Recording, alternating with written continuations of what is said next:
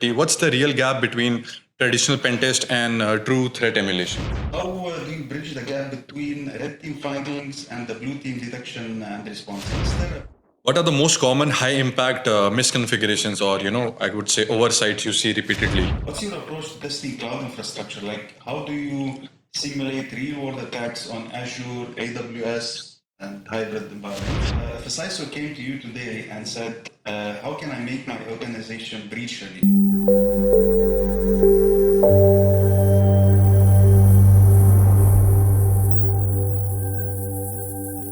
So, hi everyone. Thanks for joining us today. On this podcast, the topic will be offensive security mindset, what red team reveals that compliance misses. I'm sitting here with Waleed from our Finesse offensive security team. Waleed, would you like to please introduce yourself? Yeah. Thank you. Again, thank you for joining us in our first podcast, everyone. So overall, I'm around like 15 years in this field and handling offensive security operations. So from my side, basically, I'm Sahil. I'm the offensive security lead here at Finesse. I've been managing and delivering the projects for different customers across different BFSI sectors. I'll begin today's topic of discussion by asking a couple of questions to Waleed. So Waleed, according to you, a lot of organizations today still rely on annual VAPT reports. And from your experience, working in offensive security, what's the real gap between traditional pen test and true threat emulation? Yeah. Kind of an interesting question. So let me start by kind of breaking down things and start with traditional VPT. For traditional VPT, it is more of like checklist driven. So you have, for example, the OWASP Top 10 framework, CIS, and so it is more checklist driven, and I think that is one of the gaps. And I think that is also one more gap is limited to a certain time. Like for example, you have a pen test, you have a specific scope as well, you have a specific web application, you have to pen test it, you have let's say 2 weeks or 3 weeks. So you're not comprehensively checking everything, and you're limited to a specific scope. And sometimes also some companies do it just based on some compliance requirements. They have some compliance requirements. Let's just tick the boxes. Let's do this pen test. So that is one thing. And let me go. Let me get to threat emulation now, which is I think more comprehensive, and it mainly tests the company's capabilities for incident response, for example. So it covers a broader aspect of things, not just a limited scope, not just a limited time. But the objective here is to test your detection, your response to incidents, and so on. And it covers a lot more things as well. It's not just finding like basic vulnerabilities. You are covering things across the full landscape of pen testing phase. Like for example, the initial compromise. After you compromise the system, then you do privilege escalation, then you do lateral movement, and even beyond that, like I think one difference also is for threat emulation, in technical red teaming, mostly people will develop their own tools. They will customize their tools. In pen testing, it is there, but I think in pen testing, people use mostly existing tools like Nmap, Burp Suite, Nessus, all of these tools. So that's one gap as well. And obviously, I mentioned like custom tooling, so that includes like evasion techniques. That requires more skill. If you have an EDR, if you have an antivirus, then somebody can develop a way to bypass it, right? So, which obviously sometimes these tools like are kept private, so each company will have their own team. They will develop these kind of tools. So next question would be, you worked on red teaming assessments, right, across banking, government, and enterprise clients.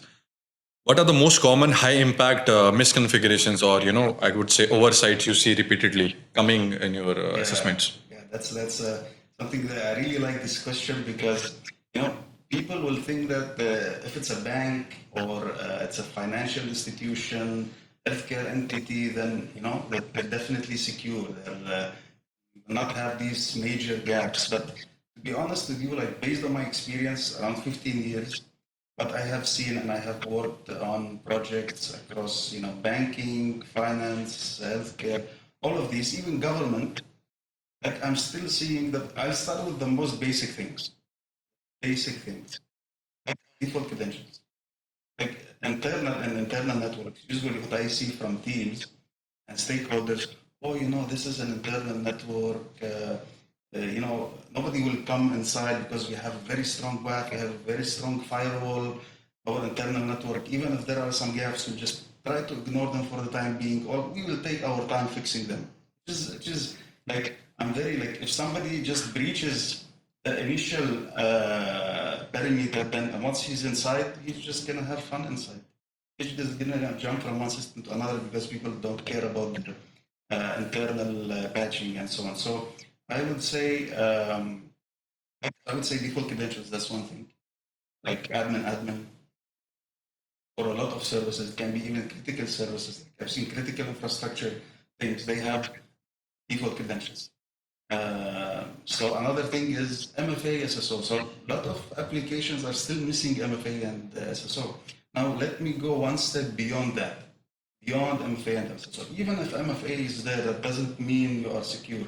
Some people will think, okay, I'm putting SSO there, I'm putting MFA, that's it, now I'm fine. No, there is one step beyond. The problem is now a lot of the people are using their personal devices and using business services. They're logging to their business portals on their personal devices. What does that mean? On their personal devices, they obviously don't have security protections. They don't have antivirus. They don't have EDR. So that means if their system is infected, your business data is now available on the dark web, for stealers, and so on and so forth. So one step beyond that is to make sure, like, you have proper threat intelligence platform. You make sure people don't use, personal devices and so on. So I totally agree with you. There are a lot of blind spots, and these kind of things, very basic things that we forget to implement, and that can cause us a huge damage and loss. So I jump now to a couple of questions to your side. Yeah, sure. Sahil, how do you bridge the gap between red team findings and the blue team detection and response? Is there a proper handoff process, and do most organizations still operate in silos? So see, what I've observed in ongoing engagements, and with even when discussing with the customers, they are unfortunately operating in silos, right? So offensive security teams, they basically submit a report, but what happens is detection logic never evolves. SOC team is never able to fully understand the impact of the assessment and the findings that they have. So what I always recommend organizations is do a purple team. So in purple teaming, basically the blue and red teaming, they work together. And they stimulate an attack, and the red teamers will sit with the SOC team to understand, to replay the TTPs, to correlate the logs basically with the SIM, ADR, and all the solutions, to identify any telemetry gaps, right? Let's say there are some gaps, some DNS logging is not enabled. Some, PowerShell logs are not getting captured properly. So there are sometimes these gaps in the telemetry collection that needs to be addressed. Apart from that, how to fine tune, Sigma rules, Yara rules, and alert use cases as well. I usually highly recommend organizations to make a detection matrix and map to Mitre attack frameworks. And I have always told them to build a detection as a code, not just going for the vendor alerts, but making a smart detection logic. Nowadays, as you know, there is AI everywhere, so we can build a smart SOC agents and smart SOC AI that will help them to make a detection very easy and identify vulnerabilities that might be missed on a day-to-day basis. So yeah, that would be a couple of insights from my side. Okay, thank you so much. I think that is insightful. Thank you. So moving to the next question, Sahil, what's your approach to testing cloud infrastructure? Like, how do you simulate real-world attacks on Azure, AWS, and hybrid environments? That's a great question, basically. So, as you might be aware, all the organizations nowadays, they are either hybrid or on-prem, or they are moving to cloud, right? So there is a big blind spot in cloud. So what I feel, and the approach that we follow in Finis as an offensive security team, we basically start with the misconfiguration enumerations. Like, let's say there are some IAM policies that are misconfigured, and we usually use commercial tools like Prowler, Scout Suite, and those kind of tools to find those misconfigurations. Apart from that, there are very commonly known vulnerabilities like public S3 buckets, and some IAM rules that are misconfigured, Lambda with hard-coded secrets. So these are some of the very common vulnerabilities that we come across when we go for an cloud pen test. And all we have is just a pair of credentials. We don't require anything advanced access or some breach attack simulation we need to do. We just request for a simple read-only user credentials, and we find all these vulnerabilities that can expose your cloud environment to various attacks. Apart from that, we can do basically we usually use the cloud control matrix. So in cloud control matrix, we basically simulate pivoting from a compromised EC2 instance to a control plane. Let's say if the networks are not segmented properly through the cloud environment, what we can get access to, right? Either we can get access to some even let's say some Kubernetes services as well.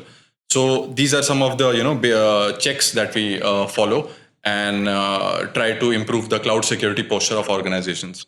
And of course, I would like to highlight that nowadays, a lot of organizations, they lack cloud trail alerts, even CloudWatch alerts, and proper CSPM integration. What I mean by CSPM, it's a cloud security posture management. So a lot of these things are there in the industry that organizations need to adopt.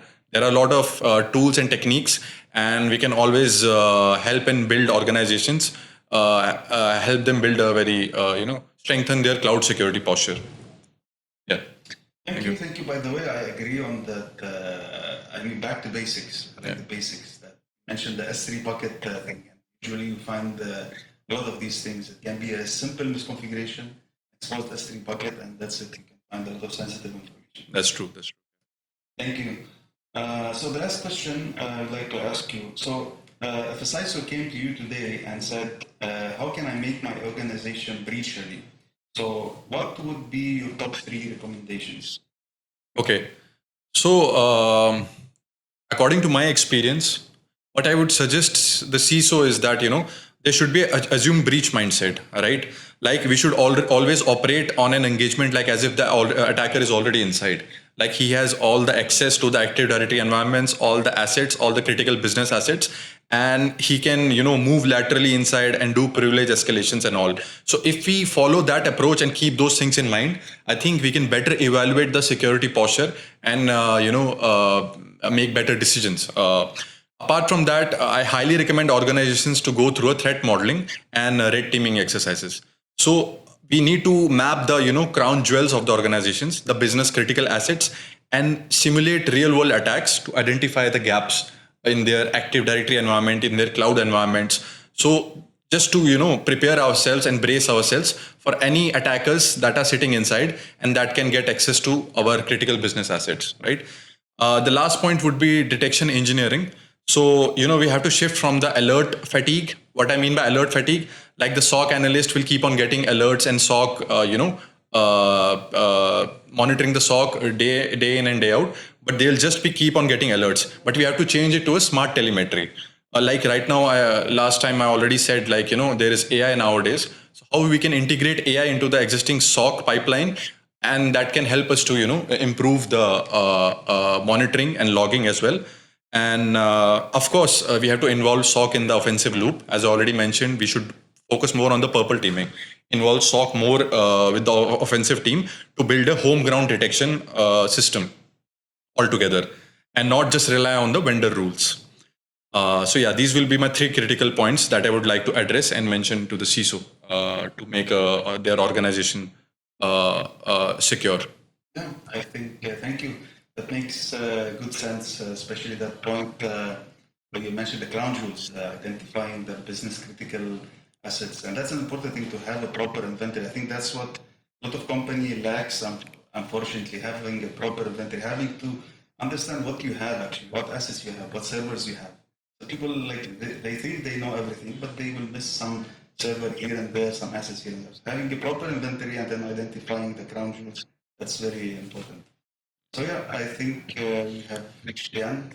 Yeah, so on a closing note, I would like to say I hope you find the session meaningful and valuable, and I hope you gain some good insights from our discussion today. And yeah, thanks a lot, Waleed, for joining us. I hope we can connect again soon, and see you guys. Yeah, thank you so much. Thank you. Thank you so much, Sahil. Thank you, everyone. And if you want to discuss some specific topics as well, you can share with us. Yeah. And we can dig deeper into those things. So thank you, everyone, and thank you, Sahil. It was really enjoyed this podcast. Thank you. Thank you. Thank you.